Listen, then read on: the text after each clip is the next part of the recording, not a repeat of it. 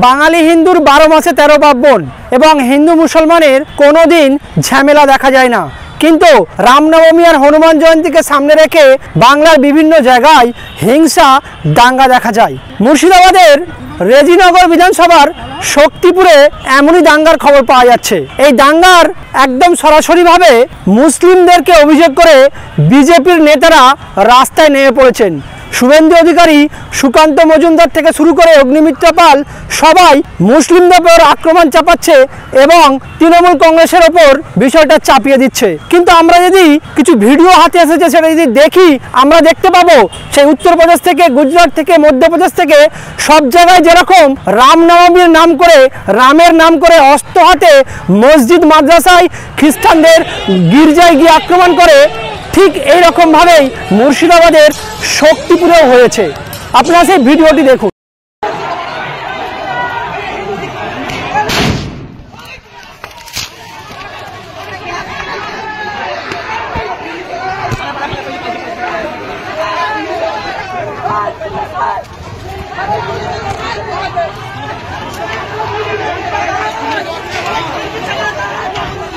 আপনারা সেই ভিডিওটা দেখলেন। এখানে পরিষ্কারভাবে মাথায় ফট্টি বাঁধা, হাতে অস্ত্র নিয়ে রাম ভক্তরা মুসলিম এলাকায় আক্রমণ করছে।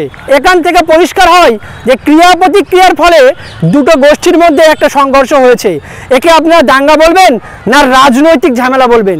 কারণ আমরা সব জায়গায় বারবার দেখেছি যেখানেই বিজেপি তার হাতিয়ার করে নিচুতলার হিন্দুদের হাতে অস্ত্র তুলে দিয়ে এবং দাঙ্গাকে ইস্যু করে তারা তাদের ভোট ব্যাংক বাড়ায়। সন্দেশকালী ইস্যু যখন ঠান্ডা হয়ে গেছে, তারপরে বিজেপি রামনবমীকে হাতিয়ার করে রাজ্যে একটা অশান্তি সৃষ্টি করছে। এই রেজিনগর এলাকাতেই 144 ধারা জারি ছিল 16 তারিখ পর্যন্ত, মানে রামনবমীর একদিন আগে পর্যন্ত। কিন্তু তার পরবর্তীতেই হলো এই ঝামেলা। এই ঝামেলার কারণও আছে।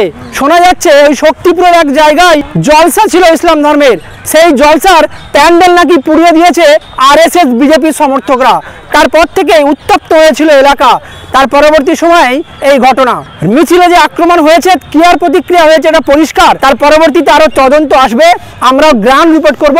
কিন্তু আপনাদেরকে যেভাবে বিজেপি, আরএসএস এবং কিছু মিডিয়া দেখাচ্ছে রামনবমীর মিছিলে হামলা নাকি কি আর প্রতিক্রিয়া, সেটা আপনাকে তুলে ধরলাম।